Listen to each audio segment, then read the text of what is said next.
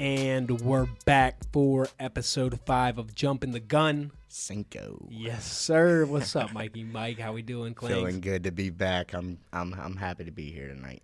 All right, so we got our normal show for you. We got the NFL Week 4 recap, NFL Week 5 preview, NCAA Week 5 recap, MLB playoff preview coming up. And then Clings has some questions for me about my baseball career to fill a little gap there at the end. Yes, sir.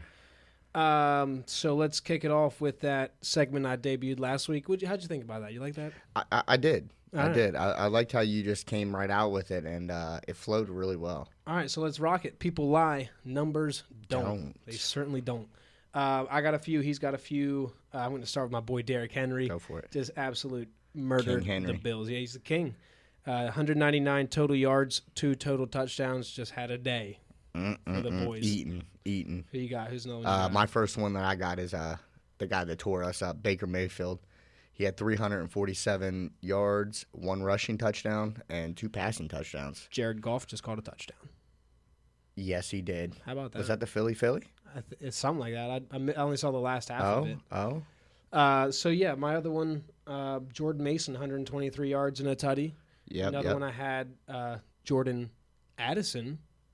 Yeah, 72 yards got him receiving, on fantasy, a tutty, and then a rushing touchdown as well. So 2 touchdown game for him. And then I had one more, Justin Fields. Have to give him props. He had a Philly. It was a little Philly. But Justin Fields had a nice little day, 312 yards with a tutty, and then 55 yards rushing and 2 touchdowns. Who are the other few you had? I got 3 more. I got Nico Collins, 12 catches, 151 yards and a tutty.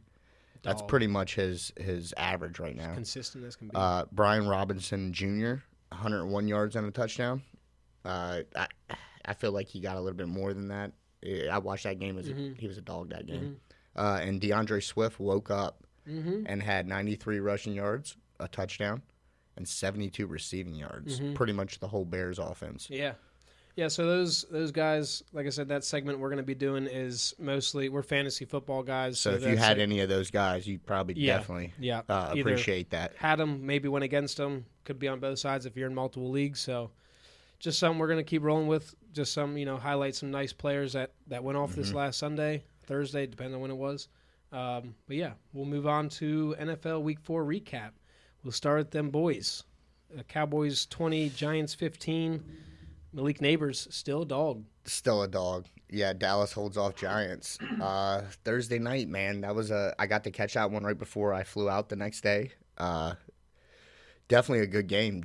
Daniel Dimes was diming it up. He had 2 receivers over 100 yards. So on Dallas's defense, I mean, we bring that out every week that Dallas needs to step up the defense. So yeah, and CD, I mean, he showed up, had a nice game. Yeah.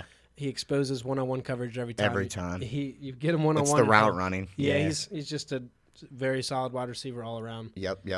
We're going to try and keep this shorter. I think with the name Jumping the Gun, I think our focus more moving forward is going to be covering the games next week coming up. So we're going to try and condense the recap a little bit and talk a little bit more about the preview. If anything on the recaps, the only games we'll probably dive into the most are ones that are like worth it, right? Or biased opinions, maybe. 100%. And that leads us to our next one. Speaking of which, Eagles got waxed by the Bucks, 16-33. It was at one point 30 to I think 3 or 7, whatever it was. It was a lot to a little. Baker Mayfield, he has his way with us every time he plays us.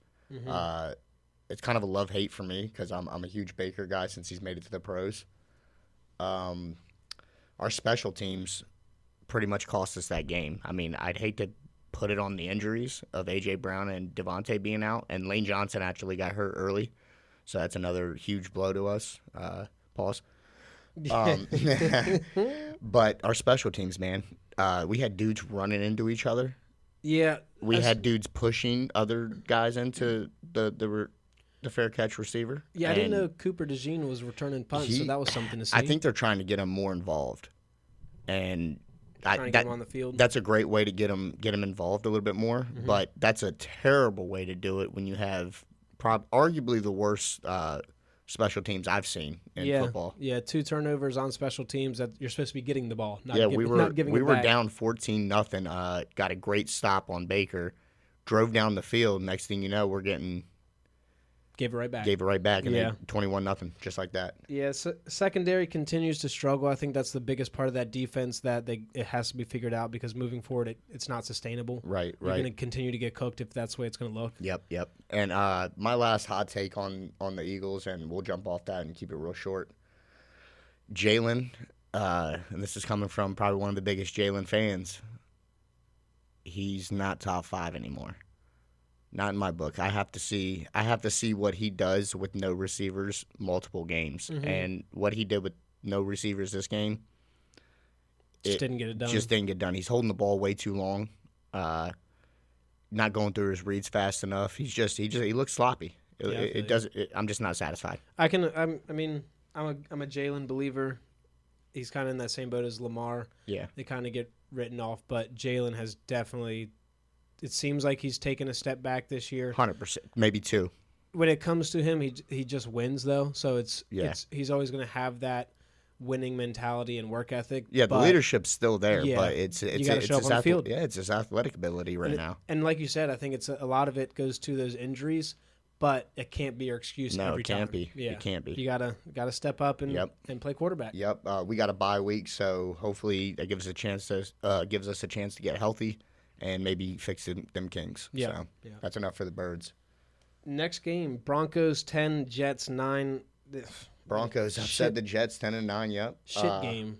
I had what a boring game to watch. Bo Nix only had 60 passing yards and a single touchdown to Cortland Sutton, and that was pretty much the whole game. Yeah, and I was sitting there last week doing the recap myself, and I was hyping up the Jets after they had that nice win. Yeah, they actually scored 3 touchdowns, 3 offensive touchdowns in the last 3 games. So to not have won this game, right. I think Aaron Rodgers' face pretty much said it at the end of the game. He was pretty frustrated. Yeah, so that's just how the NFL goes. Like I said, I was hyping them up last week, and then they show up this week and I got humbled. They just shit the bed. I think Greg the Leg missed it. Yeah, and Aaron Rodgers just let a big.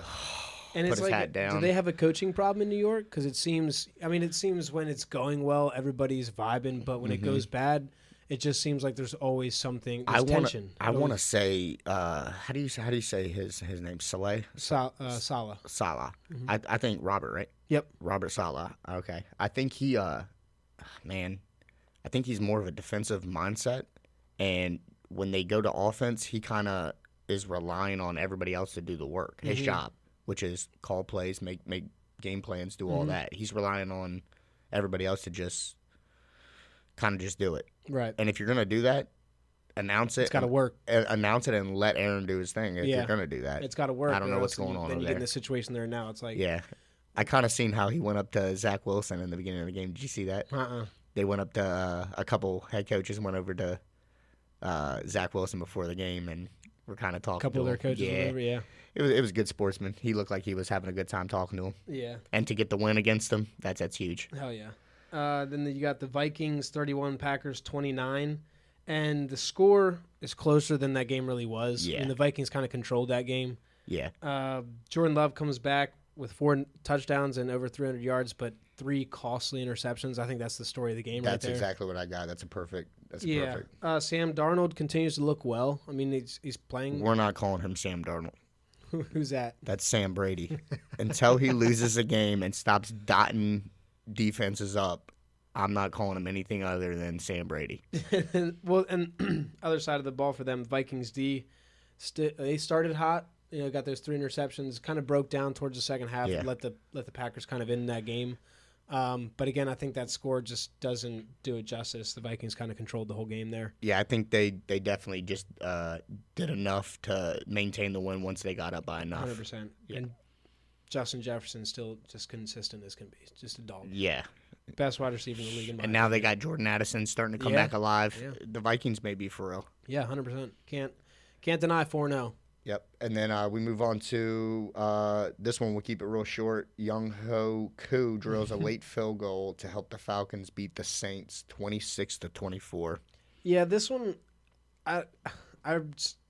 the only reason the Falcons really win this game is because of their defense and special teams. Mm-hmm. Their offense really didn't do a whole lot again, and it's kind of beating a dead horse here. We've talked about the past few weeks. It's like, when is that offense really gonna come alive? Yeah, because I mean, you I'm not a have believer. those. They got that lucky win. You have versus those us. weapons. I'm doing weapons in air quotes here. I see them. But it's like you add Kirk and it's supposed to be so much better, and it just hasn't been. I don't know. Yeah, their best game was against us. Yeah. They had a decent game against the Chiefs, but it's like I just feel like their offense isn't as advertised. I don't know. I'm not. No. sparked by I'm it. definitely picking up what you're putting down. And the Saints dropped 2 in a row. It's tough, Yeah. especially after that hot start. Yeah, it was an ugly game. Another game that really wasn't that interesting. Bengals 34, Panthers 24. Yeah. I mean, it was a good game. I don't but have just many notes on wasn't these that two interested. games because, like you just said, they were both just They were. I mean, the nothing. Falcons and the Saints game I thought was going to be a little more offensive powered. Again, Falcons defense and special teams kind of kept it in it. With this game, the Bengals had to win. Joe played well enough to get them to the win, but their defense still looks shaky. Yeah. So that's the only reason why I think the score looks the way it does. And the Panthers, I mean, they're playing hard for Andy Dalton. Right. I mean, they look like they got a second life. Still a tough look for Bryce Young with that going on. Do you think they draft a quarterback? I seen something where Quinn Ewers was slotted right there. I don't know, man. The Panthers are so much of a dumpster fire. I don't know. Let's not open that box. I don't know right what now. you do there. Yeah, we'll talk about that later. Yeah, let's not do that to them right now. All right, we got the next one. We got the Texans hold off the Jags 24-20. Nico Collins, he's legit. We already talked about that. I'm still not satisfied with Houston's offense, man. I'm not. It's kind of like that same thing with the Falcons, where they have Texans. We know what their weapons can do with C.J. Stroud. We saw it last year, so they're in a different boat Nico there. Collins, Cause Stephon Diggs. They have C.J. Stroud, whereas Falcons got Kirk this year, and they were expecting that bump. But with C.J. Stroud, they added Stephon Diggs, and you expect that offense to Healthy just Tank pop. Dell. Yeah, you just expect that offense to really pop, and it has at times, but still not It's when Joe Mixon was in there. true. They are missing Mixon right now, so That's probably huge. They don't have that run game. yeah. And the Jags, I mean, they drop another one starting 0-4. They just paid Trevor. It's very concerning for them to be there after They suck. They do. They just suck. and I think, Dougie P, I don't know what's going on over there, but I think if you take it back to last year too, they've now lost like 8 in a row or something. I don't know exactly, but I know it's along those lines. yeah. But on the bright side, CJ, I last thing on it. He threw for 345 yards. I know that offense. I'm saying it's not there yet, but 345 yards is That's a nice little day. that's a nice day for a quarterback. Just the touchdowns, though. You expect them with More. throwing that well. I didn't watch the game, so I don't know if it was field goals. They just got down there and couldn't tap it in or what. And then the next one, Steelers finally go down. Colts Oh, wow. 27. That's exactly what I wrote. Did you? That's exactly how I wrote it. Colts 27, Steelers 24. We've been waiting for this. Yeah, I mean, I had a feeling it was coming. I just didn't know when. Right. I mean, they're not going to go undefeated. I didn't see that happening. And thankfully, it was Joe Flacco that did it. Yeah, Flacco. Joe Flacco Hands on the throwing that first L. dang old ball. They're used to getting L's from Flacco. Kind of, not really. Fields, he continues to look decent. I mean, he's leading that offense. I'm assuming at this point they're just riding Fields until until he has a bad game. I mean, I don't know what you do there. That wasn't a bad game. Yeah, No, not I at got all. the same thing. Fields played well, and I wouldn't write Pittsburgh off. No, they just had a bad game and lost in the end. Their defense is, as I said in the season preview, their defense is going to be good enough to keep them in games. Yeah. But also it said with the Fields Russ situation, I don't know. Once Fields has a bad game, where do they go? Are they going to stick with Fields? Like, I feel like at this point, you have to stick with Fields because once you dabble Russ in there, it's just going to make a whole mess. Locker room's going to be messed up. So what do you do? I mean, I don't know. Fields hasn't had a bad game I think yet, you play Fields until he absolutely just falls off. Until he loses them the game. Loses. Right, Yeah, right. yeah. 100%. Yeah, so Richardson, he gets hurt, goes down.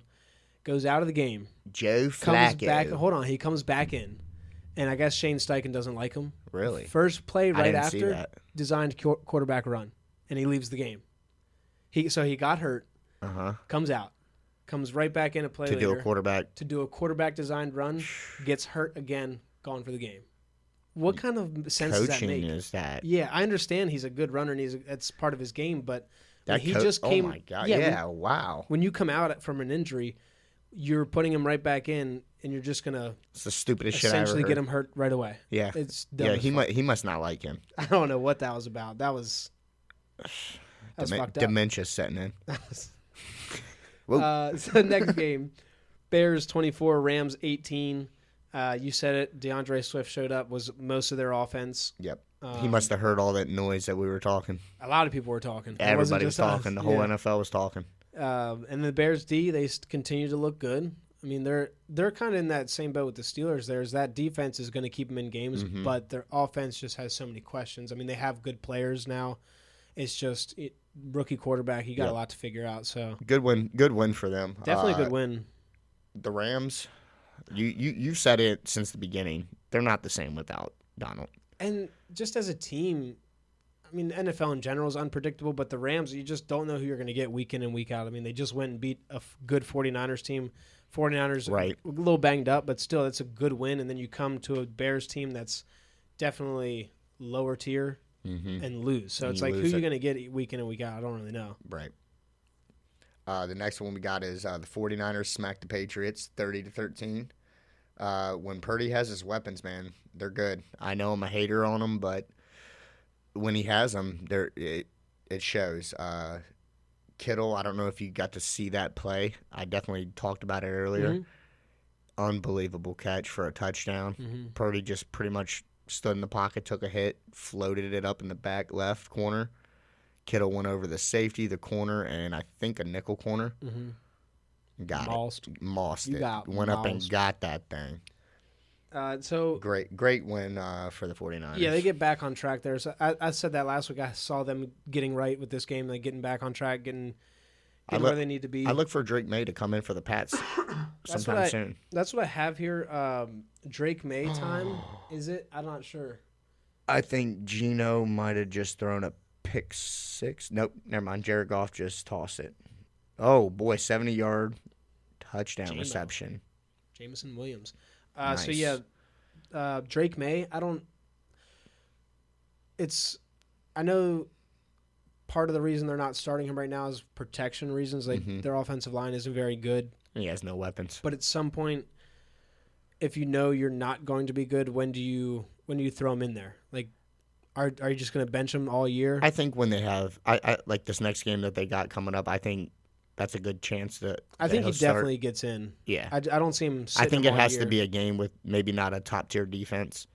He'll- Maybe to let him like get his feet wet. Yeah. I'm curious to see when he makes his first start. We'll never know. Yeah. We'll never know. And to one of the last games, we got the Raiders beat the Browns 20-16. Ugly game by both sides. I got the Browns started out hot. They scored on their first possession.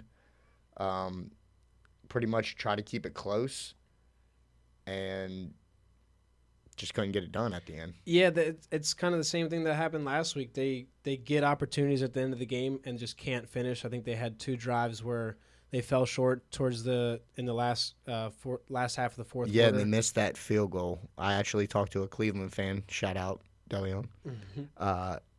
They missed a field goal, got the ball back twice, Yeah, and so and couldn't put up. It's exactly what happened against the points. Giants. They got the ball towards the end of the game twice and couldn't get any points on the board. And that's wild for that offense.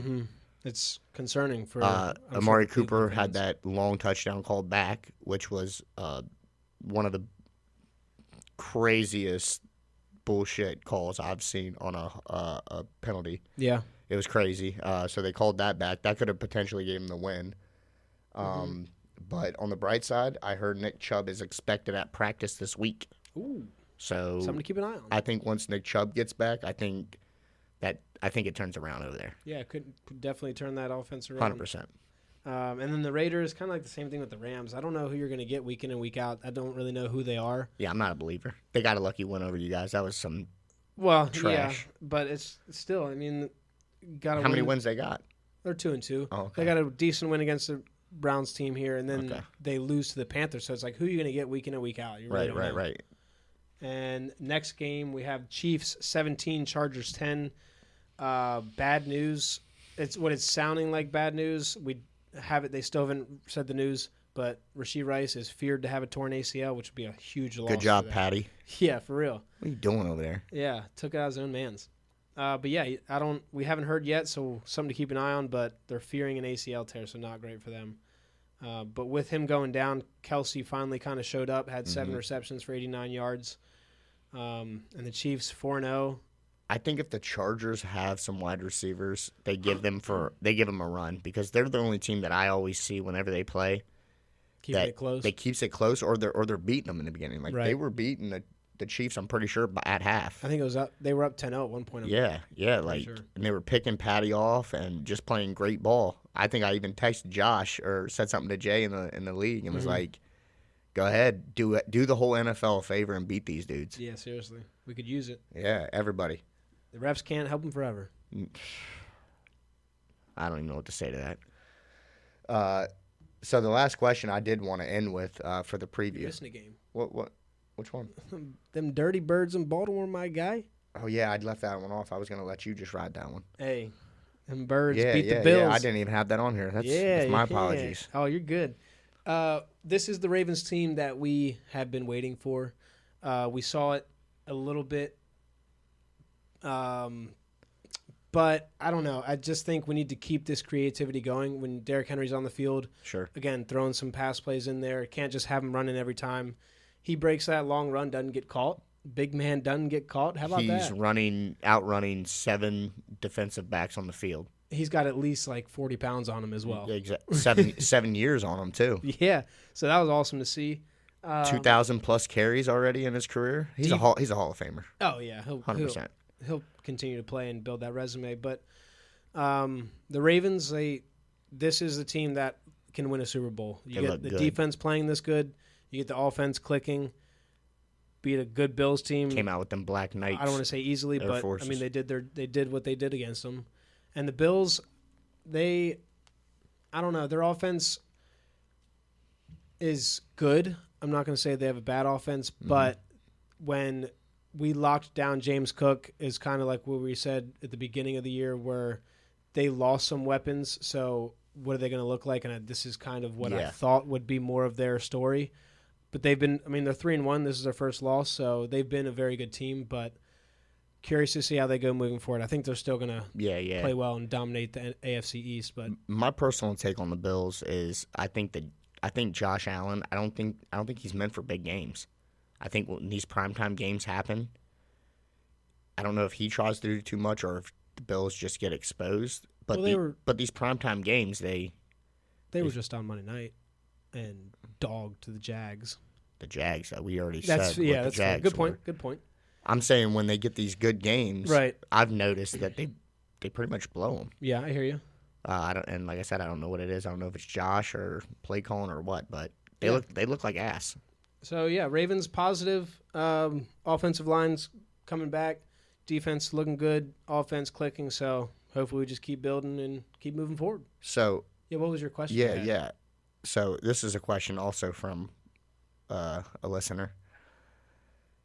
Who gets the game ball between Caleb Williams' first touchdown pass to Rome Odunze? Yeah, so I meant to mention it last week. I had a lot on my plate. Right, no, 100%. And I appreciate him taking over everybody. But yeah, it was I don't know. I guess my question to you is who would you give the game? Who do you think should get the game ball? Personally, I would say Odunze because a quarterback is going to get more chances for accolades. Wide receiver, you don't get those kind of chances. I mean, I'm sure Caleb Williams already got a game ball from that first win. Yeah. So it's not Odunze's fault. It took him 4 games to throw a touchdown. Perfect. Or 3. Sorry, 3. It was last week. 3 games. Regardless, it's not his fault. Yeah. I mean, so I think it goes to Odunze. What about you? Same thing. Yeah. Pretty much the same thing. I think Odunze just like I don't think he's going to get as many. Like you said it already. You pretty much Yeah, took you my don't word. get those You're not going to get the opportunities. opportunities to get a game ball as a receiver like you are a quarterback. Quarterback's going to get. You got so many. A 300-yard game you're going to get. Quarterbacks get everything. Yeah, Patty. It's pretty much MVP award is quarterbacks. Yeah. I mean, I'm a big quarterback guy, so I kind of get it. But as a quarterback guy, if I'm Caleb Williams, I'm giving that ball to Odunze. Yeah. If he doesn't, that just proves everything we're saying about Caleb Williams. Anything else you got for this past week before we move on? No, sir. Week 5. Let's get it. Week 5. That Thursday game is preview. Bucks at Falcons. Do we want to go ahead and say our pick for that? Or you want to? Yeah. We can do our picks while we're diving into it. Okay, and then we'll recap them at the end there. Yeah. I took the Falcons. Oh, I like it. I took the Bucks. Okay. After what Baker did to me, I got to roll with him. Yeah, I mean, I don't know. I think the Falcons. I just keep wanting to say that their offense is going to show up. So you keep going back for a taste. I keep going back in for a taste. But this Bucks team, I can see them going into Atlanta and definitely winning this game. I'm just rolling with my gut here and taking the Falcons. Try to stack them wins on the picks. Yeah, I'm up 1 right now. Try to keep them rolling. Yep. Could be up 2 if the Lions win. Yeah, I need the Seahawks to come back. It don't look good, though. And then to start the 1 o'clock games, we have Jets at Vikings. That's a London game, by the way, so that is? Wake up early, 9:30 start. Yeah, those London games get started early. I hope that helps some people. I hope some people get that info before they realize by 11 o'clock and they catch the halftime like I normally do. Or you forgot to start and bench some players. Yep, every time. Jets at Vikings. I'm going to take London. That kind of threw me off. I took the Jets. I win Vikings. Come on now. Let's go. Let's get this thing heated up. Yeah, come on, son. I think that offense for the Jets has to bounce back. They're not going to lay another goose egg like they just did. Right. Vikings, it's kind of like the same thing that I was saying. I think it was the Steelers. The Chiefs, sorry. They have to lose eventually. I think this is a good spot for them, too. Yeah, it definitely is. In London, Jets defense, yeah. So I'm just picking the Jets for that. That's mainly my reason there. I got Vikings just because Sam Brady. Yeah, I mean, you got to – it's like one of those things you kind of got to ride it till it falls off. I'll keep going back for the winning taste. I ain't going to go back for that nasty Owen whatever taste. Other 1 o'clock games, we have Ravens at Bengals. I went Ravens. Let's go Ravens. Come on now. Come on now. Bengals. And Joe Burrow. Yeah, there's not much more to say there. Yeah, let's go Ravens. On. Come on. Colts at Jags. Yeah, what's up? Jinx. Personal jinx. Give me a Coke. Who you got? Colts. I got to roll with Joe Flacco. I took the Colts too. Recency bias. Recency bias. Mm-hmm. Jags are fucking ass. So. Facts. Facts. That's probably the second reason why I went with them. Jags are probably bottom feeders right now. And the tough thing with the NFL is, like I said last week, it's just a different beast. We'll say that now, and the Jags will come out and put up ass. You just don't know what you're going to get, and I can see the Jags waking up and winning this game. It's like easily. Yeah. That's just the NFL for you. You think you got it figured out, and then it'll humble you right away, especially when you're putting them bets in. Mm-hmm. Easy on the money. Easy on the money lines this week, guys. Dolphins at Pats. Ugh. I went Pats just because I think that's the battle of the shit game and shitbergs, whatever you want to call them. They both suck. Mm-hmm. But I think the Pats put in May, and I don't think they're that bad. Every game that they've been in, they've at least looked decent. They even looked decent against the 49ers. Yeah. I took the Dolphins. I think the Pats are bad, like you just said, but I don't know. I think they're going to have Tyler Huntley for a second. It's a crapshoot, man. Yeah, it really is. This is one of those games you could toss it up and either team could win. But Dolphins, they'll have Tyler Huntley, I'm assuming. Yep. He's playing right now for them. So they'll have him for another week and get him comfortable in that offense. So they're maybe he can. Smacked, by the way, so I don't know. They might. I know. They might change that up. Yeah, they might just keep changing stuff up. If he is quarterback, I think they might win it because you get a second week in a row being the starting quarterback. Sure. Maybe get a little feel. Yeah, for sure. So yeah, I think the Dolphins A might. little tune-up experience. Yeah. Browns at Commanders. I took the Commanders. Jaden Daniels, he just looks too good right now. I mean, Yeah, I concur. I got to take the Commanders as much as it's killing me to it's actually giving me the RG3 vibes of 2011 when they just stormed on the scene and just took it from the Eagles and the Cowboys. could happen. I mean, the way he's absolutely, playing, he's killing playing it. better. He's Playing better than RG3 was. I mean, and that was a great run by him. And I think part of it too is that offensive scheme. I mean, you got Cliff Kingsbury in there, and Yep. he had Kyler. He's an offensive genius. Yeah. He puts up points. He had Patrick Mahomes in college. Yep. He gets Kyler in the NFL. Johnny Manziel. Did he have Johnny? He did. Yeah. So he is what created Johnny Manziel. Yeah. So he has experience with quarterbacks like that, and it's showing right now. I mean, that offense is looking damn good, especially for a team that a lot of people probably wrote off at the As an beginning of the Eagles year. fan, I'm nervous about him. Not gonna lie. They're sitting in first right now. Yeah. So I see them to continue to Commanders. win. And That's on wild. the other side, that Browns team, I don't know if that defense is good enough to slow down Jaden Daniels for the Browns offense to figure it out. Yeah, and the Browns' offense is just hurting so bad because of this Deshaun stuff. You can tell it's still affecting everything because they don't know if they want to be on his side or they don't know if they want to support him. Yeah. Or they don't know how to support him, I guess. I guess that's the main thing. They want to support him on the field, but he's not doing anything on the field, so it's like they can't support him off the field. Hey, you can't. You know what I'm saying? You know what I'm saying? So it's just tough. It's just tough over there in Cleveland. Yeah. I don't know. They got a lot to figure out as a team. I mean, Right. just all around, not only on the football field but off the football field. Seahawks might have just got a tutty to put them within a touchdown. They got to go for 2 They have to go for 2. to make it a 28. Well, I mean, they don't have 35. to yet. They could make it an 8-point game, but I would. You might as well. yeah, might as well figure out it. Yeah, it's fourth quarter. Yeah. Next game, Bills at Texans. I got Texans. I think they get it done. I think the Bills are. I'm just not a believer of the Bills. Yeah, I took Texans as well. This is one of those games I'm tossing up though, and the coin could go either way.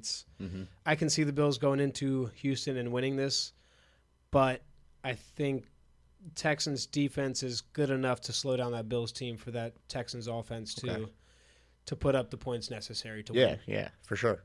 Bills are going to have to play well offensively. They can't put up 10 like they just did against us, or else it's going to be more the same they saw this week. That's how I see the game going. I see the Texans giving it to them. Giving it to them? Mm-hmm. I don't know if Mixon is expected to be back for this one or not. I don't think so. Yeah. I got him in fantasy, and he still has the big O. The big O. The big out. Last 1 o'clock game, Panthers at Bears.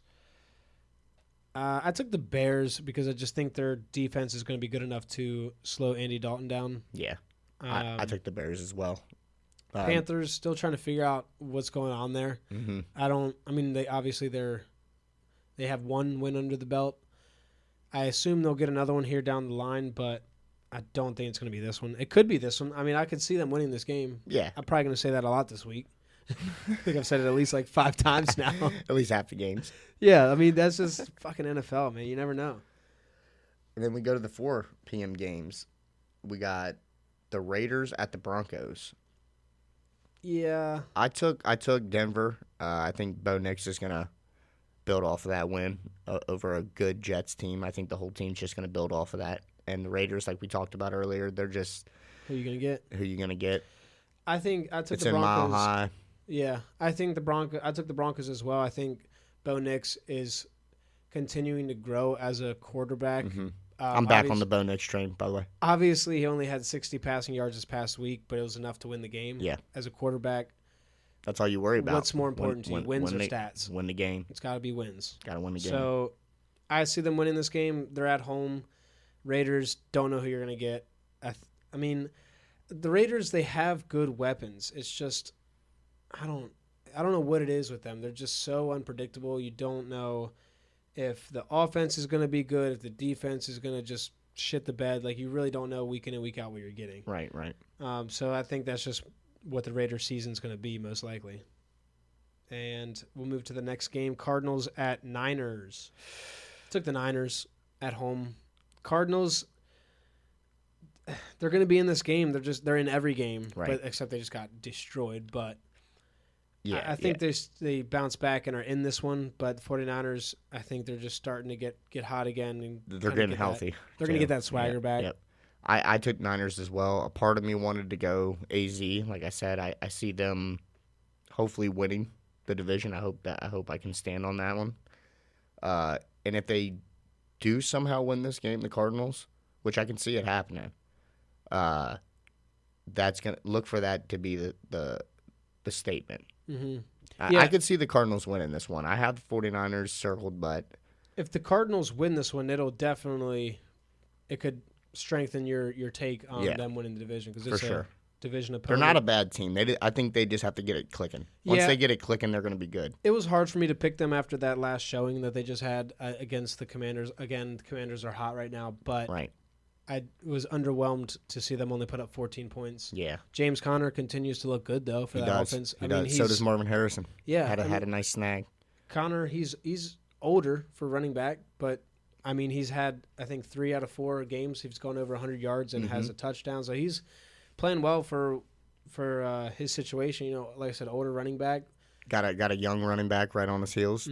Trey Benson. Probably learning a lot from him. It's a good one to learn from. Yep.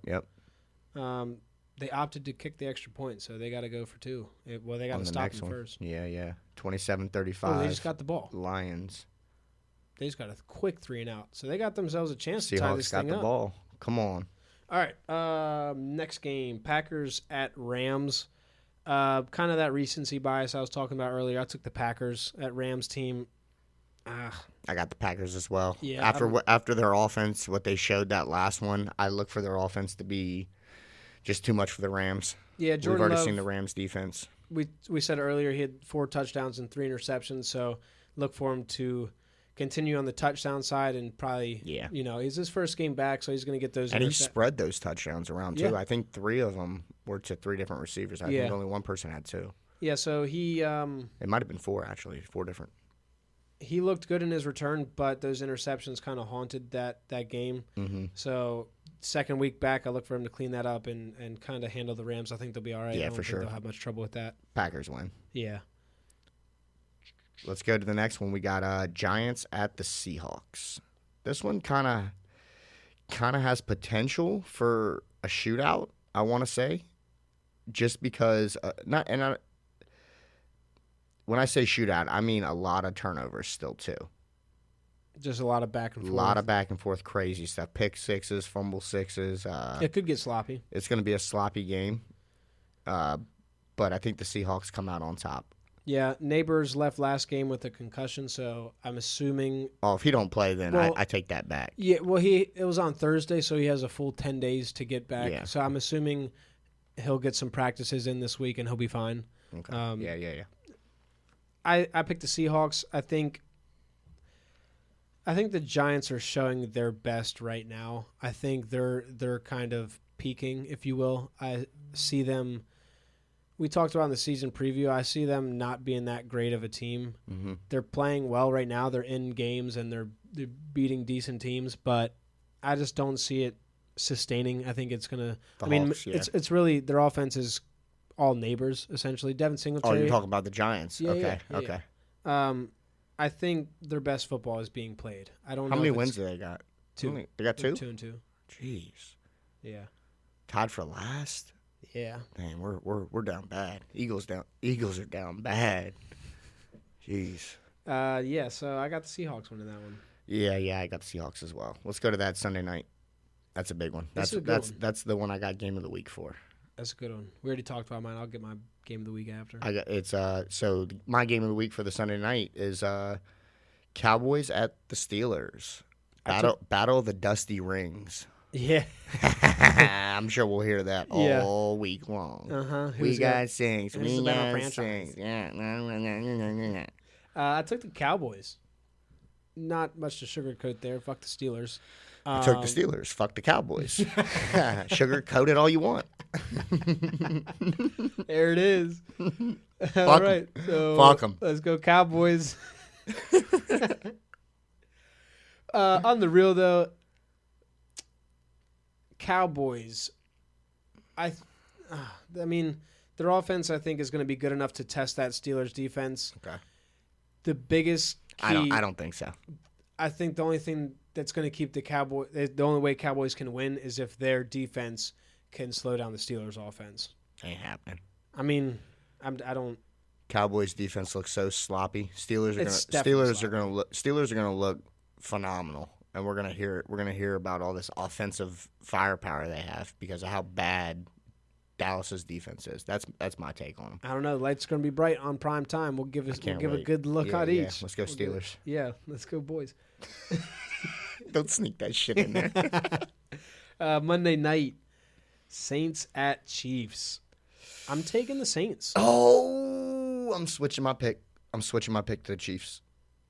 You think they're going to win? I had Saints, but now I'm picking Chiefs. Well, we already got one different. I want another one. I have to. I got to make up some double ground. dip on the chip. What the fuck? No, Saints are winning this one because Rashee Rice is going to be out. I had Saints, but then I got to go back to the Chiefs because I have You're trying to get some games back. It's a dangerous game, brother. Especially if Seahawks don't do what they need to do right now. I got to get at least one game back. I got to try to catch up. I want the lead. You know what I mean? Yeah, you ain't getting it. But on the real, the Saints game, I think the Saints offense has been kind of lackluster since those first couple weeks, so I see them bouncing back. Chiefs, obviously Rashee Rice is going to be at least out if it's not a torn ACL, but is Kelsey and Worthy enough? Right. That's the biggest takeaway that I took. That's why I took the Saints, because I just don't know if it's going to be enough. That's definitely why I was leaning Saints. And they don't have Pacheco. Like they're getting hurt. I'm just leaning on Chiefs to. They got out to that 4-0 start. Get some ref calls maybe out there. But them starting 4-0 is definitely gonna end. It's good for them now because they're now getting hurt. So it's for sure. They're going to start maybe losing some games, with this one being one of them. So my primetime picks this week, like we said, I'm up a game. Could be two if the Lions close this one out. My primetime picks this week are the Falcons, Cowboys, and Saints. Who you got? I have the Bucks, the Steelers, and the Chiefs. So we have all different. Three. All three are different. We have a hot week. Bold. I'm a wild man. I'm not surprised you took the Bucks and the Steelers, but that Chiefs one, I thought you might take the upset with the Saints. I did originally, but hey, shoot or shoot. Shoot or shoot. My game of the week. Yeah, what was that? You never mentioned it. Yeah, I was waiting until now. I was between two. I took the Bucks and the Falcons. I think that game's in prime time. I think it's going to be hopefully an offensive shootout. I'm expecting it to be. Yeah, me too. So I want that. That's what I'm expecting out of that game. 35-34 win. Right. Yep. Yeah. Something like that. The other one I was debating on was Bills at Texans. I think that's going to be a good game as well. Kind of might be an offensive shootout as well. So I look for those two games to be some good ones. And yours was Cowboys Steelers. Cowboys Steelers. It's a good one. That's going to be. Again, I think that one's going to come down to whose defense wakes up or has the ability to slow down. Yeah, slow down. And I think the Steelers have the advantage on that. I'm just hoping that the Cowboys can go in there and give them a little upset, especially at home. Give them a little something. Home, mama. Fuck that song. No, just kidding. It's actually a good song. Moving on. NCAA. Week 5. we got a hot take for the NCAA this week. It was start us with that top 12. It was hot. So you want to go top 12 first? Yeah, let's get with those dive changes. into that so we can get a feel for where we're going to be, going towards. So the top 12 did change up this week. Pretty good. First we have Alabama takes the lead at number 1. Texas is at number 2. Ohio State remains at number 3. Tennessee is at number 4. Georgia falls to number 5. Oregon, I'm pretty sure, moved up to 6. Penn State, I think they were around number 7 last week. Miami's still at number 8. Missouri is at number 9. Michigan moves up to number 10. USC slides back in at number 11. And Ole Miss falls to number 12, which is a huge fall for them. So, yeah, just diving back into the recap for what went down this past week 4. Miami, I caught that game on my on the way out coming back to Maryland. It was a good one. It's closer than it needed to be. I think I told you something about the two quarterbacks knowing each other. Mm-hmm. I think Cam Ward and Virginia Tech's quarterback, I don't know his name. I'm pretty sure they go to the same training camp. So they kind of had like a friendship competitive game going on, and I think that's why it was a lot closer. Cam continues to add to his very impressive Heisman run. Yeah. He had, I don't know if you've seen that play where he dropped back, threw off a D tackle, and then shook off a linebacker, and Still got it out. Yucked that thing. Yeah. The kid's awesome. Yeah, I think he's going to be good. They had a tough test and barely came out.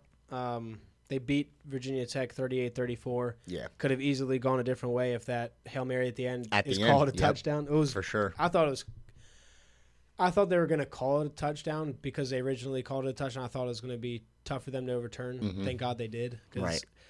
We'd be looking at a new different that's top the 12. thing. Like Miami's schedule isn't too tough to where if they were to lose this game, I don't know if they'd be, especially if they lose another one. I don't know if they're a good enough strength of schedule to be a 1 or 2 loss team and still get in. That's my fear of moving forward. Now their schedule gets a little tougher with the second half. I know they played Duke, Louisville, who's ranked, Florida State, who Some tough obviously games coming up for them. Has been shitty this year, but it's still Florida State. Yeah. So they have tougher games. This is a tough second half of the schedule, so they can't afford to lose any of these games. That Louisville game is going to be a good one to watch. That's probably the only one that they can afford to lose because they're a ranked opponent. Okay. Other than that, they cannot lose another game or else they're not going to get in that playoff.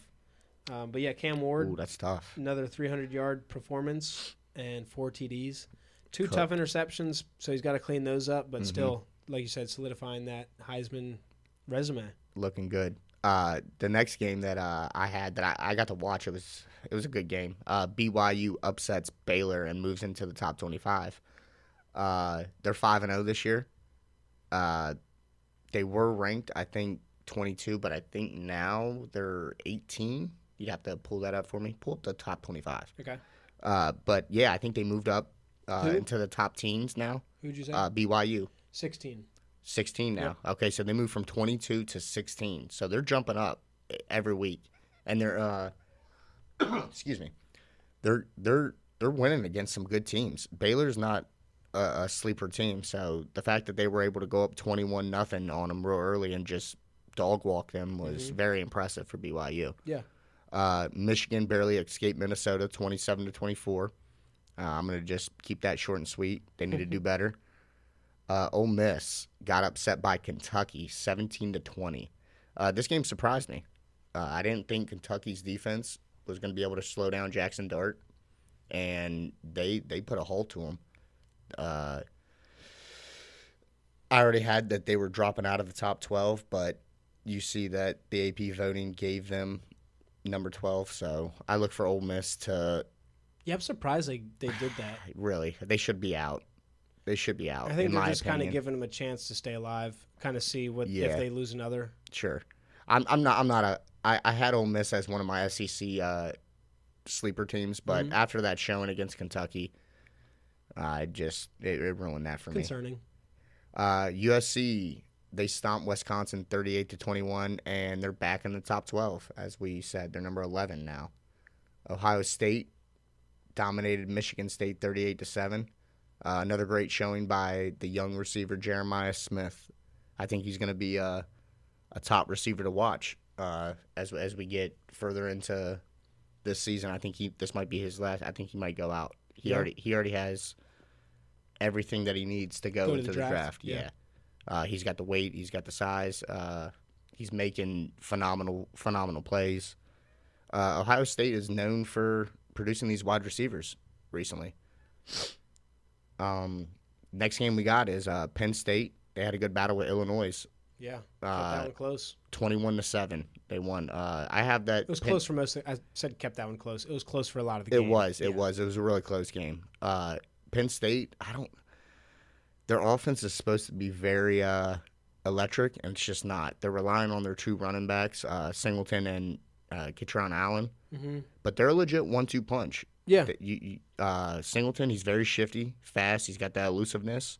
And the Ketron, he's in college. He's a power back, man. Yeah, he's huge. With college, being able to dominate the run game and having a good run game itself is, I feel like, a key to a good team, because if you can control the ground, it opens up more for the passing game. Absolutely. And if you can just pound a team with the rock on the ground and just continue to pound them, it just breaks a defense down, breaks a team down. And so I think that's why they're winning. Yeah, I mean they're kind of relying on that, like you said, but it can take them a long way if it's working. That's the thing. It's got to continue to work.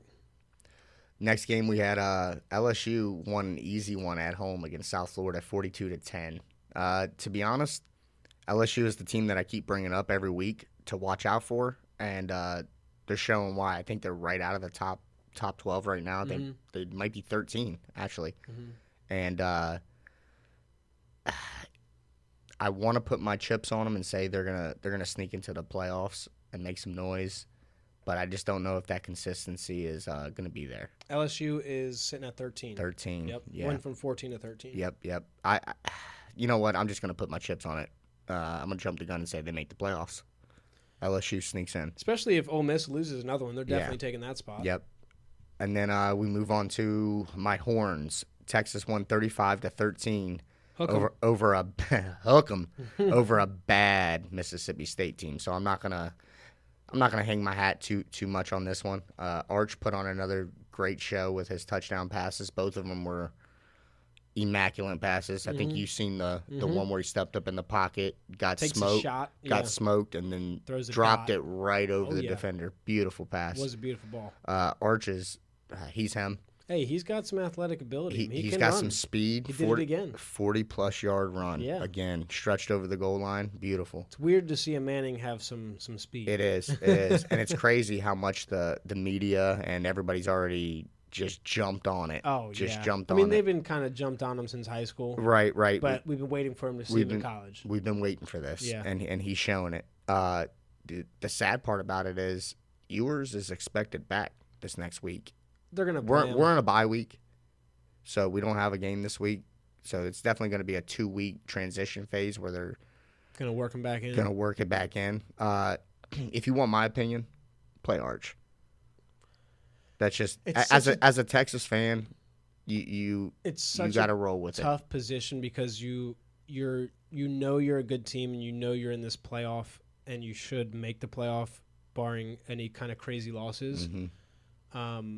Because you guys have Georgia coming up, there's a world where you guys lose that game and still make the playoff easily. Why not play Arch first half, and if it starts going bad, you resort back to it. Yeah, so where I was going with that, it's just tough because Ewers has that, I guess, what's the word I'm looking for? It's not a low ceiling. Experience. He doesn't have that low ceiling. I couldn't think of experience. No. He has that playoff. It's late. I mean, they were in the playoffs last year, so I mean, he knows how to win, how to get there. So I think it's one of those things where you have this veteran quarterback, you got to put him back in. I think that's just where they're at. Yeah, it's a tough choice. It is definitely. They're definitely going with Ewers, so they already said that.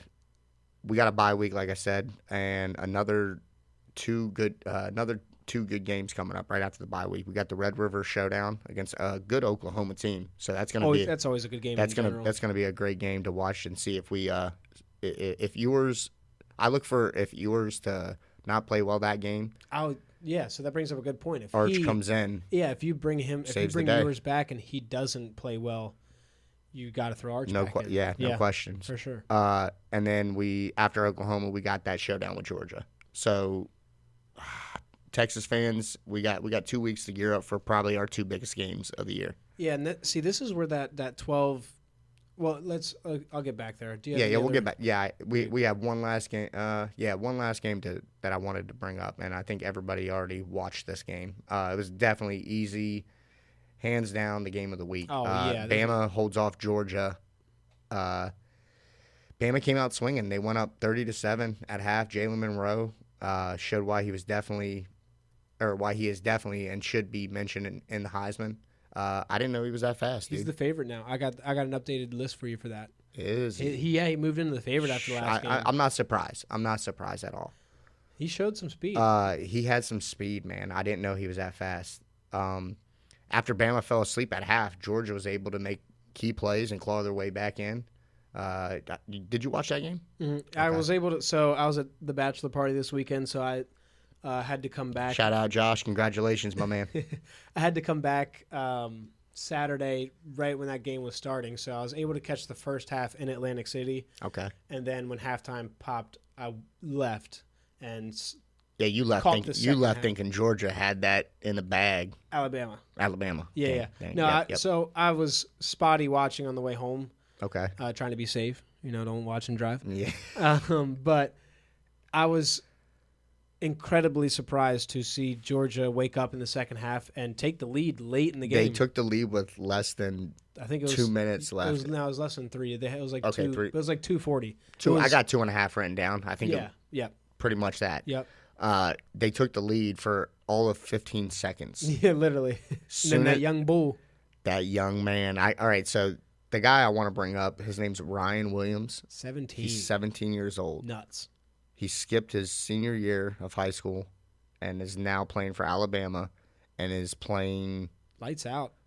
Incredible ball. When someone skips their senior year of high school like that and goes to college early, I would say I'd be confident in saying that 95% of them redshirt, and he's playing as a true freshman at 17 against arguably the best defense in college football. You'd say the best. He's playing in the most ready NFL players. Georgia has produced the most defensive players, I think, in the last 2 drafts. For sure. Yeah, So yeah, man, Ryan Williams, name to look out for. Right. I think that's pretty much all I have for this past week. Hold on. So before we transition to next week and do a little preview of games you like, I wanted to talk about that 12-team playoff. So you have Texas and Georgia coming up against each other here soon. Yep, 3 weeks. So if you guys win that game, it's going to drop Georgia to 2 losses. And assuming it's a close game and you guys win, like what just happened with Alabama, Georgia, one of those games, and you guys pull out, where do you think the committee goes from there with Georgia? I think they're a good enough team. You can't take them out of that top 12. I think they stay. I think they go to 10. Right. You just bump them down, keep them in, but bump them down. Yeah. Yeah, because it's just going to be with 2 tough opponents. Like that was 2 top 4 opponents, top 3 actually. Mm-hmm. It's not going to hurt them that bad. I mean, you just seen they moved from 2 to 5. Yeah. Yep. I mean, they get beat by the number 2 seed as the number 5. I imagined they'll move down to 10. Yeah, I imagined that they would stay in the top 12 because it's 2. Like I said, top 3 opponents. Pending what these other teams are doing, these 11, Cusp 12, teams, 13, 14 teams are doing, I still look for Georgia to stay in it. And more of the same. It's more of a kind of similar. But that is that is a question to put out there because, I mean, 2 losses. They're already talking about 2-loss SEC team might not make it. Yeah. So then all LSU has to do is win out. Then on the other side of it, it's like similar question, different scenario. You get a team like BYU you talked about earlier. Mm-hmm. They're 5-0. Iowa State, excuse me. BYU's at 16. Iowa State at 17. They're 4-0.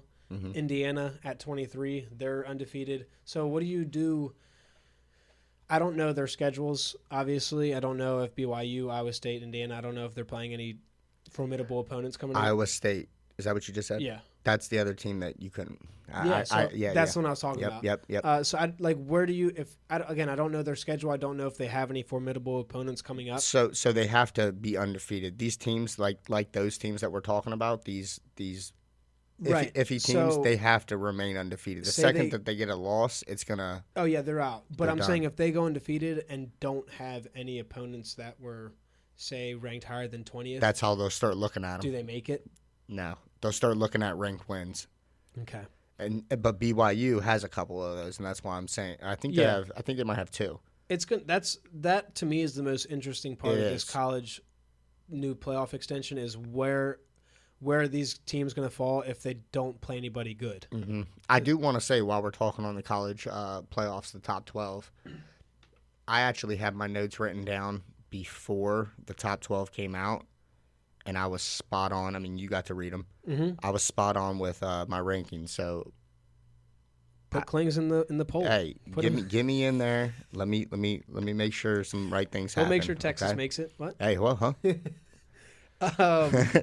Some games next week you want to highlight before we move on? Yeah. I got a couple games we definitely need to watch out for this NCAA because it's gonna, like we were just talking about, it could shake up this top 12. Definitely the top 25, but the top 12 could get shaken up.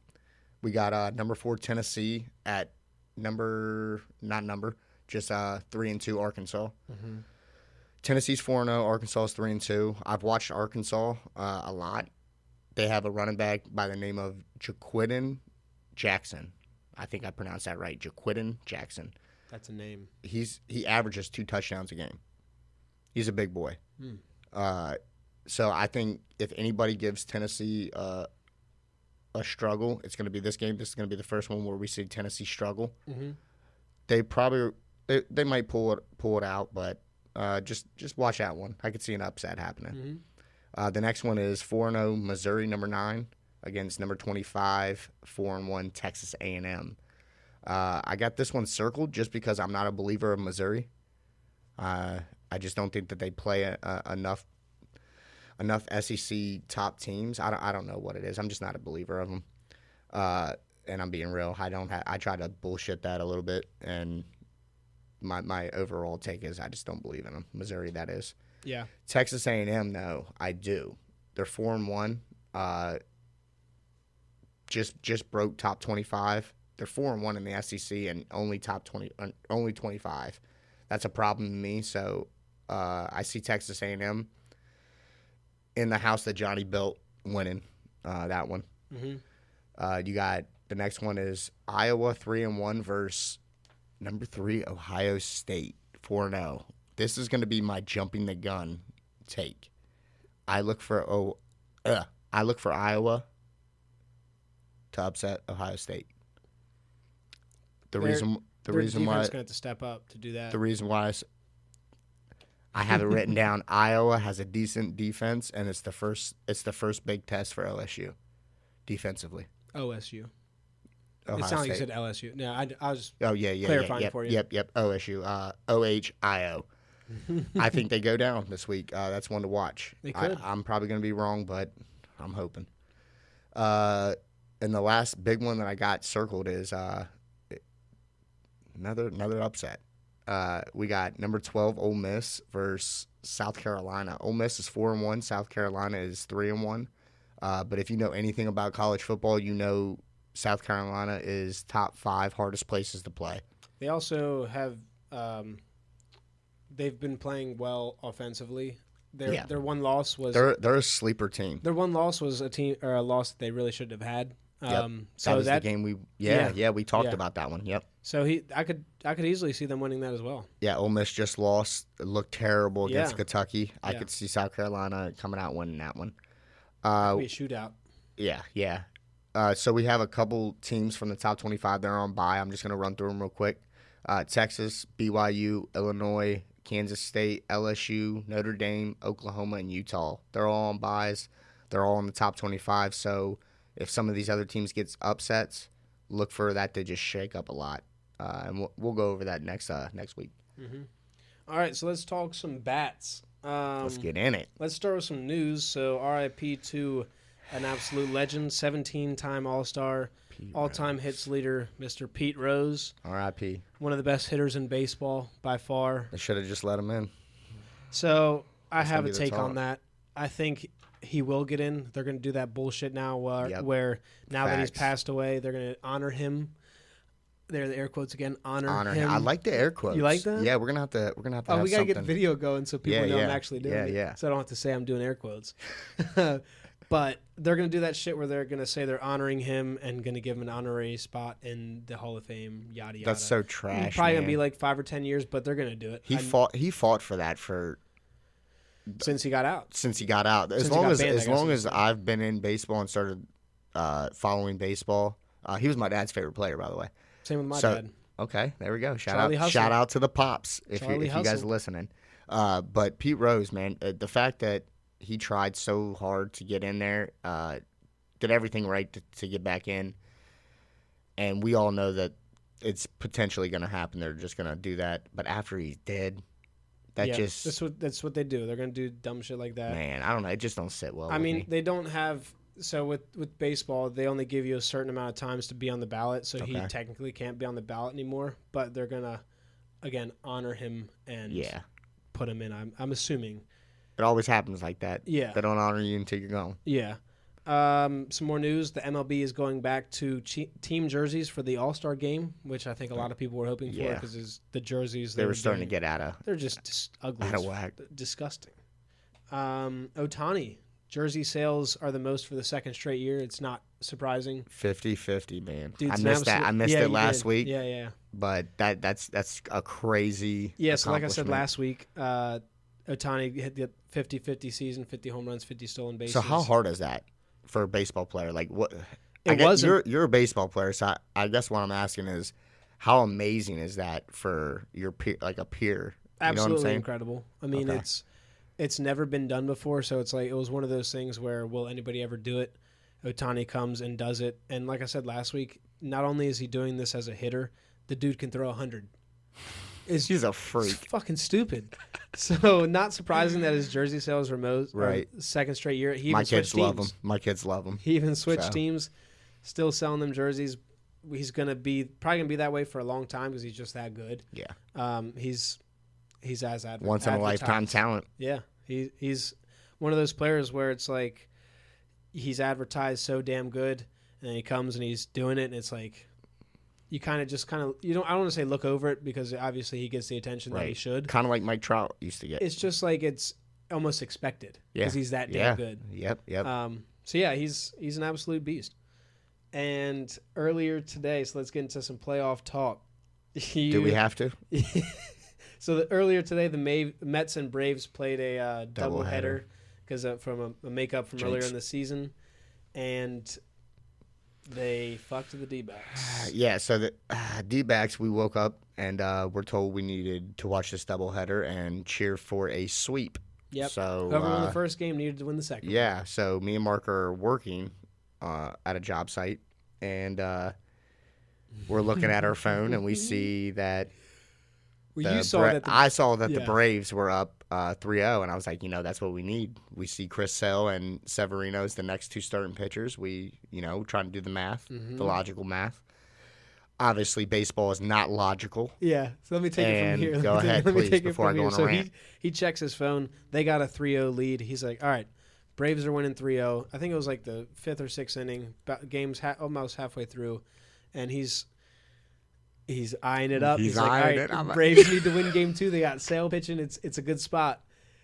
We're finishing up this job, and we get back to the truck, and we start driving. And I just look at the score. I'm like, oh, shit. And I knew it right away. So right when I said that, Francisco Lindor had just hit that 2-run bomb to give them the lead in the top of the 9th.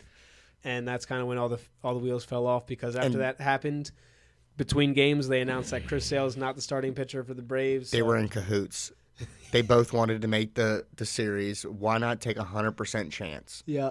That's how it went. So then Chris Sale gets scratched, and you're like, all right, the Mets actually have a chance to win the next game. And then they get dogged. Yeah, they got. And that's the end of D-backs postseason or season, not postseason. They're done. Great season, D-backs. Appreciate it. Just missed. We'll be back. So now we have our matchups. We got the O's for the wild card. Some playoff picks. Yeah, we got the O's hosting the Royals, the Astros hosting the Tigers, Brewers hosting the Mets, and the Braves will travel to San Diego to play the Padres. Mm-hmm. I love October. Yeah, baseball, we'll do some man. picks for this. We'll jump the gun and pick these series. I'm going to take the O's against the Royals because I gotta go hometown. Yep, I got the O's as well. For all of you who know me, it's going to be tough for me to ever pick against my teams. I'd have to really be in a spot to where I could see them losing. Gun to his head. Yeah. I still probably pick the O's. If I can pull that trigger, who gives a damn? Let's go run this thing. So yeah, go O's. Astros and Tigers. I don't know. I took the Tigers. I took the Tigers as well. I can see them upsetting them. I think they're hitting the right stride at the right time. Yeah, and this is exactly what we've seen with Arizona last year. Yeah. They have the pitching. Yeah, Tariq scoring Skubal, runs. If he can get them a solid win, at least one. Hopefully, one of their other starters. That's almost one win guaranteed. I wouldn't say guaranteed. Yeah, you need the right. bats to show up, right. but it gives you a great shot. Great shot. He's a great pitcher. I'm a big fan of Skubal. We should have traded for him. That's who we should have traded for. We sold all of our farm players for shit. We should have sold them all for. Let's keep it going with the Skubal. AL. Who makes it to the ALCS out of those? You'll have Detroit going against Cleveland. We have the DS first, ALDS. So then you want to go to the ALDS? Well, you got to start there. Well, that's what I was saying. Yeah. Who wins and goes to the ALCS out of this ALDS? Fuck the Yankees. Orioles are winning that one. Okay. I'm probably gonna get shot, but the O's, I don't know, man. I think I was on them too much this year, and they failed me too many times to where it's got Put that bad taste in your mouth. Bad taste. And the Yanks, I can't believe I'm saying this. Remember what happened in 2001, Yanks fans. But anyways, I got to go Yanks. Yeah. I think the Yanks are just too hot right now.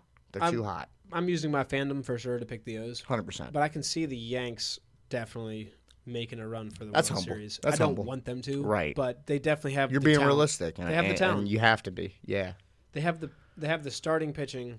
Bullpen is going to have to step it up for them, but they have the hitters, the bats. Have the bats. That's the thing. Facts. The Tigers versus Guardians, if that's what it ends up to be. I have the Guardians holding it out. I think they're good enough. They've showed it during the regular season. I think they're good enough to make a deep playoff run. If it's not the O's that gives the Yanks a run for the money, I think the Guardians give them a good one. Okay. I actually had Detroit upsetting Cleveland. Really? You got them making a run. I do. You see them doing a D-back. I do. Getting hot and yes, rolling. I think they're hot at the right time. But that is one of the series that I could see because Cleveland, they're sneaky, they're scrappy. Mm-hmm. I could see them definitely still winning that one. I actually have the Yanks beating the O's as a higher probability than that game. Yeah. If I'm being real. So yeah, I'd like to see the O's make it to the World Series, but if it ends up being anybody but the O's, I see the Guardians or the Yanks making it out. Okay. I got Yanks beating Detroit to go to the World Series.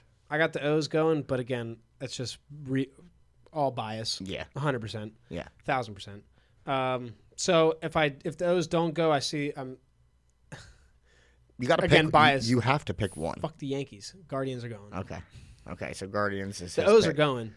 Heard that. Jumped the gun. So his O's are going, but his Guardians are his second pick, which I can get behind that. Again, I can see the Yankees going. But I got Yankees winning, and I'll take Guardians as I my can't second say pick. it. Since I we're going just can't say it. Don't say it then. I can't. I'll say it for you.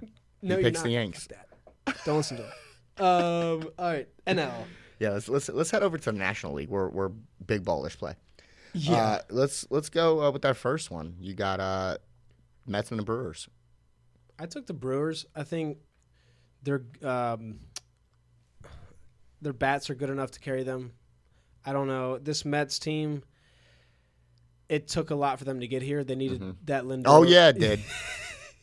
I mean, if that Lindor home run doesn't happen, they might not even be in here. So I just think the Brewers are better, and it's kind of the same thing with that other game, Padres and Braves. I just think the Padres are a better team.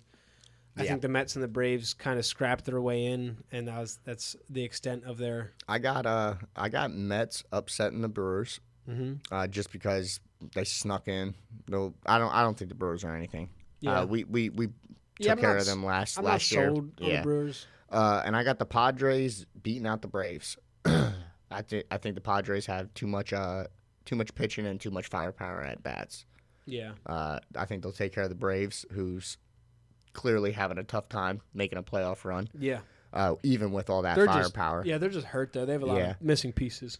And then the winners out of those, I got the Padres when they play the Dodgers. I got them losing, so I got the Dodgers making it to the NLCS. Yep, me as well. They're just too stacked. And then I got the Phillies making it to the NLCS as well. Me as well. Yeah. Okay. Both of those teams, I just don't see that. It's not like it is in the AL. The AL, it's almost toss up. I wouldn't say toss up, but it's more harder to pick. That NL is just the NLCS so lopsided. Yeah, that NLCS, I just don't see it being anything other than Phil's Dodgers. See, They're just too stacked. See, like if I seen some Diamondbacks maybe in there, I'd be able to, there it is. Maybe tinker with an upset or something. But the Mets, the Brewers, the Braves, and arguably the Padres are all not there. I think the Padres have the biggest shot out of all of them, but I just don't think it's enough. I think that. All right, so we got Dodgers and Phillies in the NLCS. Who you got? I took the Dodgers. I did as well, and I don't want to fucking say it. Yeah, it's the Phillies. So if you didn't know, the Diamondbacks hate the Dodgers, just like the O's hate the Yanks. In Arizona, we actually, to anybody who's wearing an LA hat, we actually say leave Arizona. That's what it stands for. So, I mean, we hate the Dodgers. Can't stand LA teams. Yeah, I don't. The Phillies, I could see. I know they're good enough to win it. I don't know. It's just this more the same with them. They get there, and then can they win it? The question for the Dodgers, if they can win it, I know they have. They've done it recently. Ohtani. Yeah. I think he's on a mission. And Ohtani, I mean, it's just tough to pick against the Dodgers right now. So who do you have? Dodgers. O's? Okay, so you got the O's win the World Series. So if we're going by how we've been doing our picks, I would have Yankees and Dodgers in the World Series, and I have Dodgers winning 4-2. Yeah. So if it isn't the O's and say the Yanks and Guardians make it, it's kind of, even if the O's make it, I just don't know if there's really anybody good enough to beat the Dodgers. So you got Dodgers winning games. It too. I do. What do you got the series out to be? I would say 4-2 is pretty strong. Nice. Okay. Yeah. I don't. So we're on the same page. We're on the same page. I'm just optimistic my O's can wake up. And you have to be. Yeah. I would be the same way if I had some snakes up in here. It's. I don't know. The optimism isn't that high just because of how we've been playing the last month. We have not been playing great baseball, so it's not really like this optimism that I'm having is all fan fiction. Absolutely. You're riding high. I know. We made the playoffs. Those fans we're here, that. Baby. We didn't make the playoffs for a lot of years, so it's, I'm just living in the present. I was a fan the last time you guys were in the playoffs. Shout out to Dave. Yeah. I know you're going to get a laugh out of that one. I just want to see the O's win it. But I said it a few weeks ago, we're not in win now mode right now. Like we have time. We have a young core, but again, just be nice to win it now. Yeah, it'd be nice to. Like I just said earlier, right when we started this segment, I love playoff baseball. I really do. I just got into it probably 5-6 years ago, and I can't watch a normal baseball game unless I got some money on it. There you go. But I can watch a playoff baseball game. There's just something about the intensity. Everybody's focused on every at bat. It's like you rarely see guys up there just loafing it. It's some of the playoffs. No, go ahead, get that twang. Some about playoffs. The MLB playoffs and NHL playoffs are like those type of playoffs where you don't know what you're going to get. Every game is just so intense. Must watch. So it's going to be good playoffs. I don't know for sure. Again, the NL you can kind of pick and choose the Phils and the Dodgers to look very strong and maybe just breeze right through to one of them breeze to the World Series. I think that NLCS is going to be really good. But on the AL side, I could see a lot going down. Yeah, you don't know who's going to win. Me too, for sure. So we'll see. Get your popcorn. So I just have one last thing to put on Talking Bats. And a buddy of mine, I already gave him a shout-out today, Manuel De Leon from Cleveland. he's telling me that the word out there in Cleveland is because. All right, so let me try to get this right. Cleveland had a game postponed or rained. Yeah. And J-Ram was sitting at 39-40, I believe. He had 40 stolen bases, 39 home runs. Right, which is hell of a season. Yeah. And as a Cleveland fan, I know that's their guy, J-Ram. What do you think about their management just tossing that game out and not giving J-Ram a chance to hit 40-40? Yeah, I think most of it. A lot of Cleveland fans, what I'm being told by my buddy D, is they're salty about it. Yeah, I understand where the fans are coming from, but from a player standpoint, the reason they just scratched that game is because they can't make any moves in the standings to get to that number 1 seed. Right. Like that game wouldn't. They're not worried about stats. They're worried about. They're worried wins. about keeping their guys healthy. I get They it. want to make this postseason run. Understandable. On the flip side, it sucks being a player. Like you want to get those type of accolades. It just feels good for you. But he had a few home runs robbed, so it's like, imagine if they don't get robbed. Right. So he could have had it, but Yeah. So that's just how baseball goes. Yeah. Okay. So Okay. I Good take on it. I definitely, me personally, I'm not too worried about the stats, but that's only because I personally don't know how rare a 40-40 year is. it's really hard. Okay. Just because like when you think of home runs, you don't think a guy's stealing bases. So Okay. it's like if Sure. you're Damn, and Ohtani's got 50 of them things. only one to ever do it. That's Like the typical yeah. club. Okay, now you're putting things into perspective for me. Yeah, so the typical club that they talk about is 30 and 30 because it's a lot easier for those speed guys to get 30 home runs. I don't want to say a lot easier because it's not easy to hit home runs, but it's much easier to get to 30 stolen bases, 30 home runs rather than 40. I mean, it's just, like I said, when you're reaching those kind of accolades, you're most likely a speed guy who's also hitting home runs that year. Right. Where Like like Trey Turner. Like J-Ram, he's not necessarily known for stealing bases, but he's got 40 of them things. He's a small, stocky dude. Yeah. So, I mean, it's impressive, and those stats really pop when you get them because, again, it's like those kind of things don't go hand in hand, hitting home runs and stealing bases. So that's just why it's kind of like one of those stats that pop. Yeah. Okay. I think we can wrap this thing up. We're Yeah. pretty deep into it. We can save that for next time. Unless you want to dive right in. No, let's dive in, bro. Okay, because we're already an hour and 20 minutes in. Yeah. Let's hit this. Last 10 minutes of the show, we're gonna give you guys a little perspective. My co-host here, Marky Mark, he has a great career to share with us with baseball. Basically, I'm just gonna ask him a couple questions and hopefully give you guys a perspective of what it's like to play baseball at a high level. Shoot him. I'm very curious. So my first one is, what was it like playing in the Little League World Series way back when, 2009, I believe? 2008. 2008. There Great we go. 08. What was it like playing in that at such a young age, being on that kind of stage? Like, that's a huge stage. You guys were on TV. You were on SportsCenter Top 10. Like, tell me about that. It's more surreal looking back on it, honestly, because in that time, like in the moment, we were just kids enjoying it. Like we knew we were on ESPN. Like that was huge. I mean, that was probably the biggest thing. I'm gonna do 3 questions, by the way. Okay, That's what I was trying to. I was like, Sorry.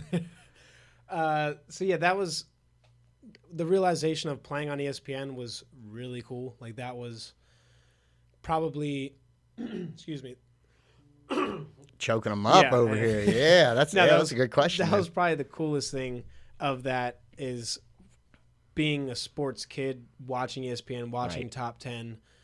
I actually made it on Top 10. He did, and that's the reason why I asked this is that's a dream for any young man, and the reason why we're doing these real quick, the reason why we're doing these interviews and getting to know each other for our audience is because I believe and he believes that we both have a unique road that we've went through in life, a certain level of professionalism and all of the above went into our careers. So hopefully we can give perspective at those. Yeah, so to shorten that answer up and finish so you can go to the next one.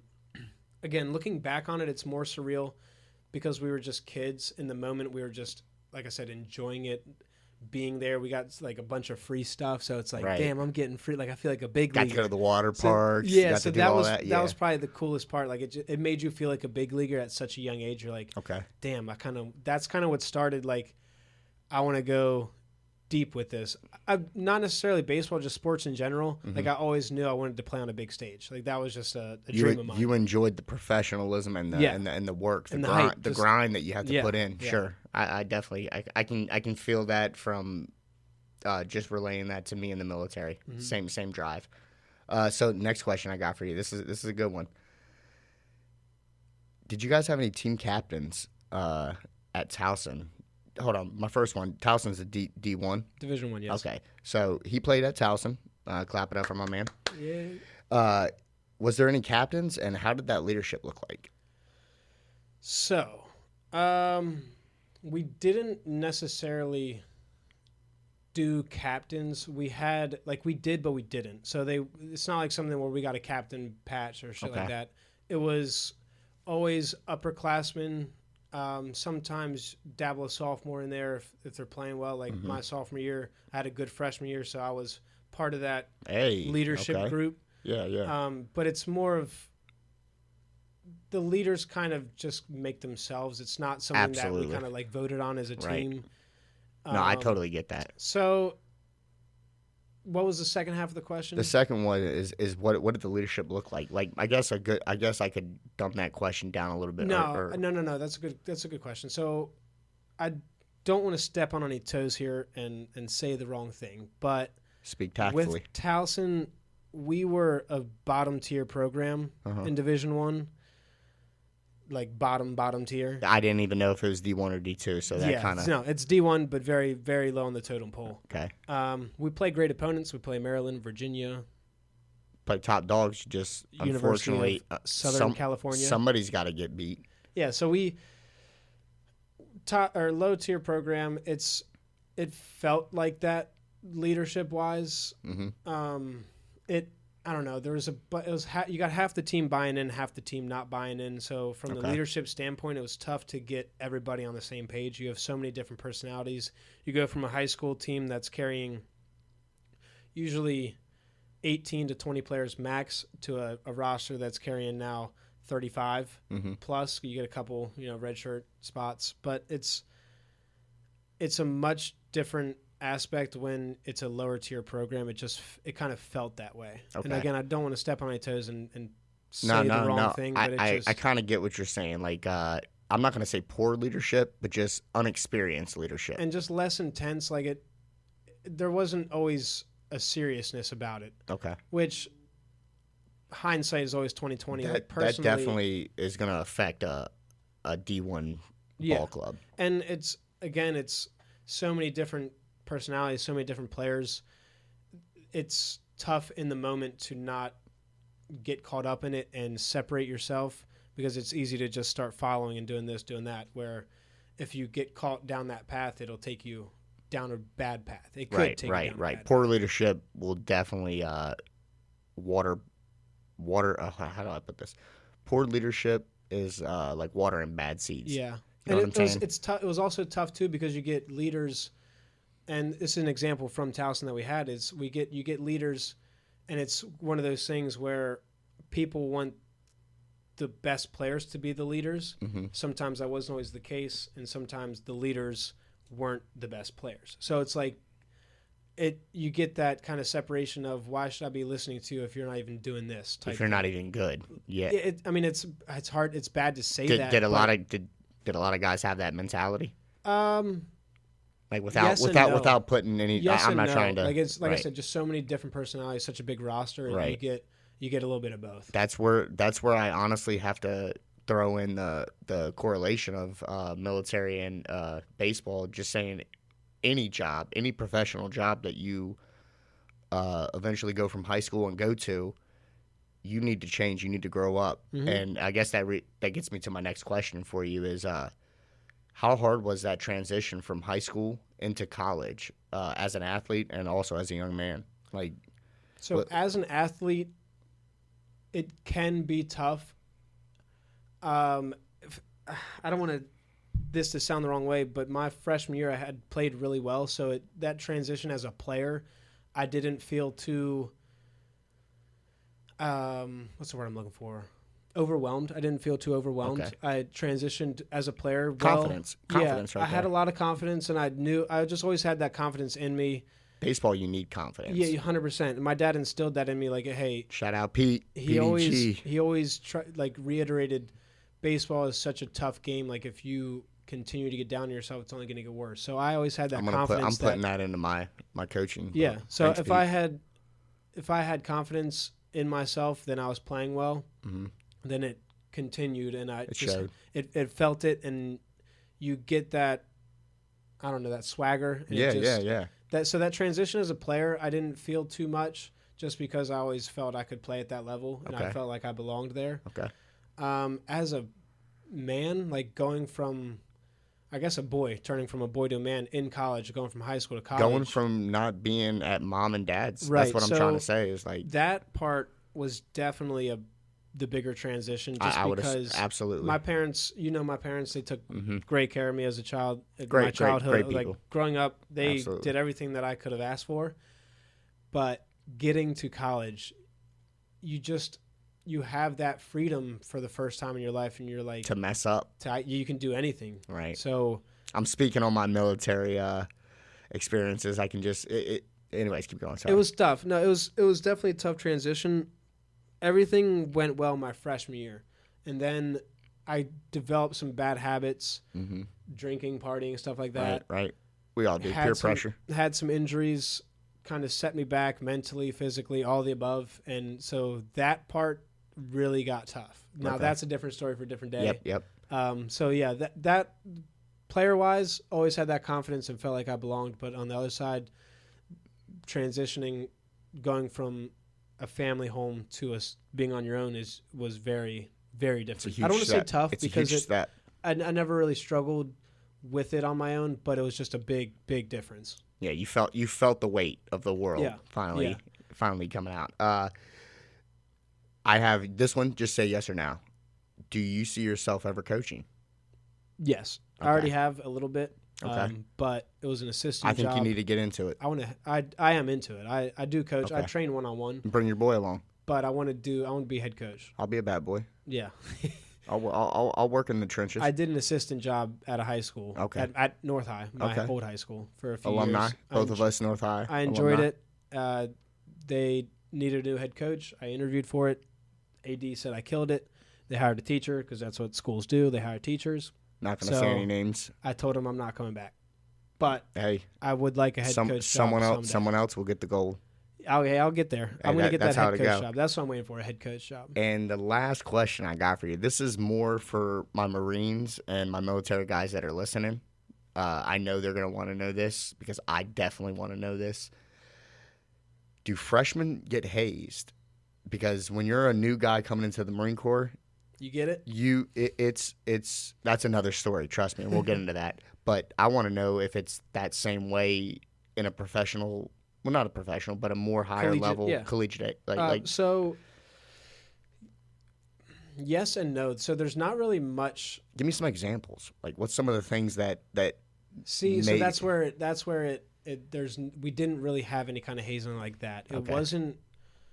It was more like freshmen carry this, freshmen go do that, like that kind of stuff. See, and then that's okay. So that's what I'm trying to get at. Like, what were some of the things that the freshmen had to do because they were freshmen? It's just the rules of the game. Carry the equipment bags. All right, so you got to carry the bags. Carry the laundry bags. Okay, keep going. There's got to be more. It's got to be worse. Yeah, no, it really wasn't that worse. Really? So that's why I said yes and no. So baseballers are sissies. Oh, let me get there. I'm just going off of what I'm hearing. No. So I went to college in a time where before you always heard about those hazing stories, and then a bunch of people started coming out with allegations and shit like that. So schools really started to hone down on hazing. Military did too. Yeah, so I have to agree. There was still some hazing going on, like not anything crazy like running around campus naked or something like that. Yeah. It was more like just shoving bats up asses and shit. Yeah. It was more like stuff at practice, like I said, like carrying bat bags. Okay. getting the water jugs. Yeah, learning how to. Yeah, hey, that's the way it goes in life. Period. So we didn't really do many hazing outside of practices and stuff. Like they didn't You didn't have to earn your stripes. See, that's where yes and no. Okay. Like there was times where you go to a party and it's like, are you going to hold your own? So they'll test you a little bit, give you a fifth, be like, hey, finish this tonight. See what's up. Okay. So, I like that. Yeah. No, I like that. Yeah. So kind of like not necessarily. So they're not planned sissies. hazing. I'll take that back. That's not sissy work. Nah. It was just at a time where, and it still is kind of at that time where like you can't really. That's a typical baseball players don't like contact. Well, you can't get away with hazing because it's so they're just so in tune with it. It's a gray area. If someone raises a red flag about it, they're like looking to shut the whole program down. So that's just like it's kind of gotten. Yeah. You don't want to even open up that Pandora's box with that for your school. Yeah.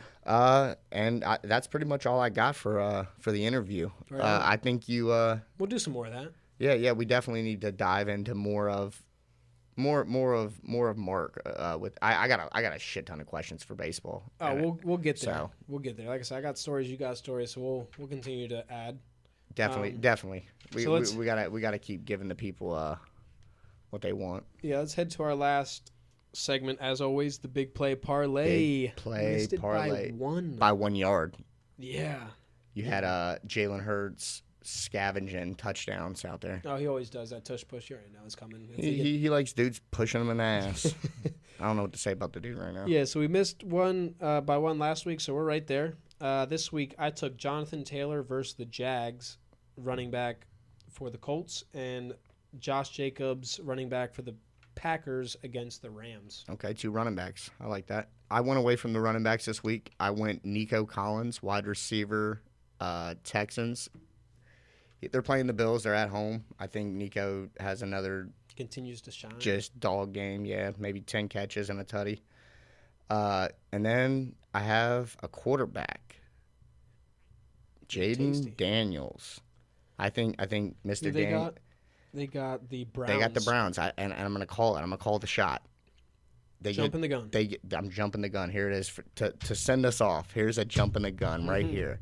All right, so Jaden Daniels, they're going to be down on maybe the 6 or the 7. Here we go. He's going to say hike. He's going to look right. I'm looking He's going to feel Myles Garrett coming. He's going to roll out. He's going to roll out, give him a little stutter, and then boom, beat him to the sideline. Got him. Tutty.